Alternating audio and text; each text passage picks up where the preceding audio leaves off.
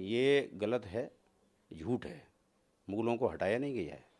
पिछले साल ये रैशनलाइजेशन प्रोसेस हुआ था, क्योंकि कोविड-19 की वजह से सब जगह बच्चों के ऊपर प्रेशर था कि कैसे वो अपनी इतने कम समय में पढ़ाई करेंगे।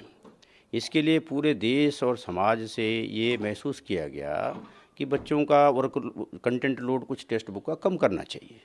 उसके लिए रैशनलाइजेशन का प्रोसेस होता है, एनसीईआरटी करता है, बहुत पहले से करता है जब भी महसूस होती है ज़रूरत। तो पिछले साल भी रैशनलाइजेशन प्रोसेस किया गया, एक्सपर्ट्स की कमेटीज़ बनी और एक्सपर्ट्स की कमेटीज़ ने सारी पुस्तकों को देखा, छठी से लेकर 12वीं तक। अब जो आपका दूसरा उसकी प्रक्रिया के तहत जो उन्होंने अनुशंसित किया कि इस चैप्टर को अगर हटा देंगे तो बच्चों के नॉलेज में कोई प्रॉब्लम नहीं आएगी और वो उनकी समझ में कोई कमी नहीं आएगी और ये अननेसेसरी बर्डन ख़त्म होगा, रिपीटेशन करने की ज़रूरत नहीं है, तो उन्होंने हटाया। आपका जो प्रश्न है कि 12th की किताब से मुगलों को हटाया, गलत है। मैं आपके सामने पुस्तक दिखा रहा हूँ, इसमें देखिए थीम 8 और थीम 9। थीम 8 में peasants, zamindars and the state, agrarian society and Mughal empire 16-17 centuries, ये। दूसरा है theme 9, kings and chronicles, the Mughal courts 16th and 17th centuries. अब आप बताइए, ये इसमें से दूसरा जो 9th चैप्टर है वो हट गया क्योंकि 2 चैप्टर थे और दोनों में मुगलों की बात है।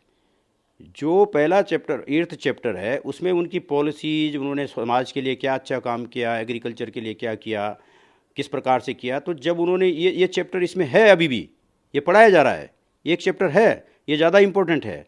एक्सपर्ट ने ये महसूस किया कि राजाओं के नाम और उनकी तिथि देने से बढ़िया राजा कौन थे और उन्होंने क्या काम किया ये दिया। बादशाह कौन था, उसने कौन सी पॉलिसी अपनाई, अकबर की कौन सी पॉलिसी थी, रेवेन्यू एग्रीरियन पॉलिसी क्या थी, या औरंगजेब की क्या थी, या शाहजहाँ, ये सारा है ना, ये 16th सेंचुरी पूरा कवर हो रहा है इसमें। तो कहाँ से हट गए मुगल? ये जो लोग डिबेट कर रहे हैं ये अननेसेसरी है, गैर वाजिब है, इसकी ज़रूरत नहीं है।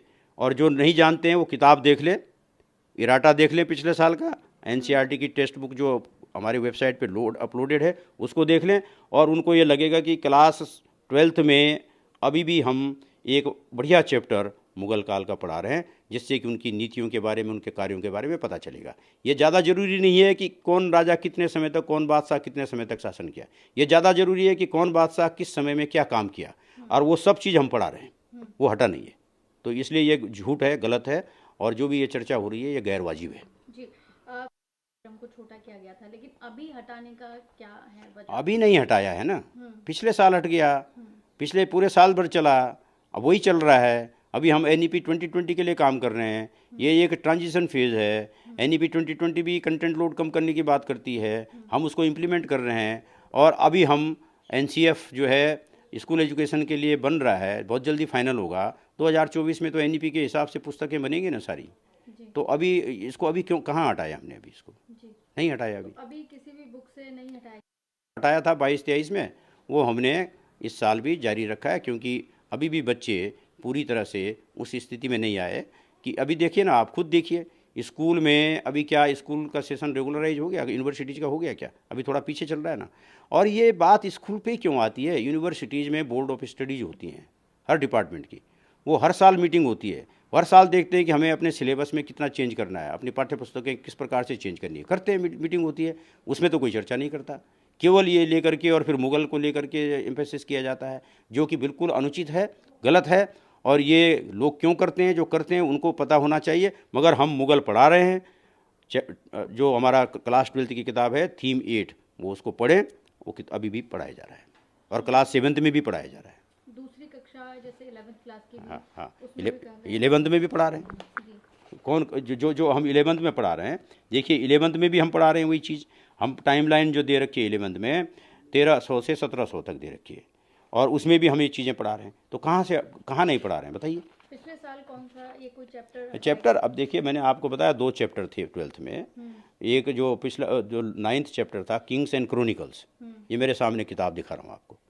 ये हटा, क्योंकि मैंने बताया ना, इसको इसलिए हटाया कि एक्सपर्ट ने समझा कि भाई राजाओं के समय काल को जानना या उनके नाम को केवल नाम और समय दे देना वो पर्याप्त नहीं है, बल्कि 8th चैप्टर में किस बादशाह ने क्या अच्छा काम किया, एग्रीरियन सोसाइटी के लिए क्या किया मुगल एम्पायर में, 17वीं शताब्दी में क्या क्या काम है उस दौरान का पूरा है ना, इसमें उनकी पॉलिसीज़ के बारे में, ज़मींदारों के बारे में है, किसानों के बारे में, सब कुछ तो है।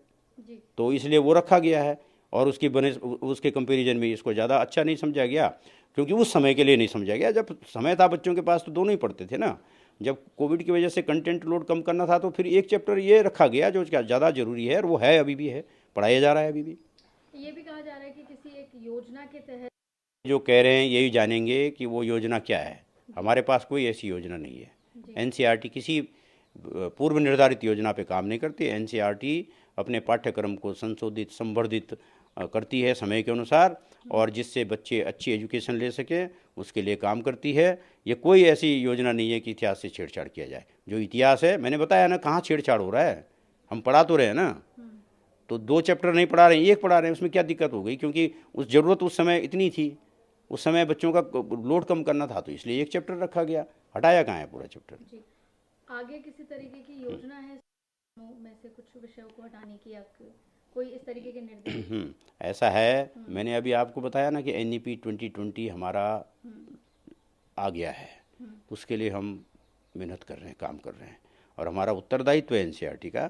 NEP 2020 जो देश की इतनी पॉपुलर एजुकेशन पॉलिसी है, पूरे देश को विश्वास में लेके ये पॉलिसी बनी है, और ये बच्चों के होलिस्टिक डेवलपमेंट के लिए उत्तरदायी है। उनका समग्र विकास सुनिश्चित करना है। एक्सपीरियंशियल लर्निंग, 21st सेंचुरी की जो एस्पिरेशंस हैं बच्चों की, जो स्किल्स, लाइफ स्किल्स हैं, जो वो लाइफ स्किल्स बच्चे सीखें, एक्सपीरियंशियल लर्निंग सीखें, कोहेसिवनेस सीखें, अपने देश के बारे में जानें, अपनी संस्कृति के बारे में जानें, अपने समाज के बारे में जानें, सभ्यता के बारे में जानें, अपनी विरासत के बारे में जानें, और एक योग्य नागरिक बने। ठीक है ना, उत्तरदायी नागरिक बने। तो अच्छे नागरिकों का, अच्छे इंसान का निर्माण करना NEP 2020 का विजन है, उसको हम आगे बढ़ा रहे हैं।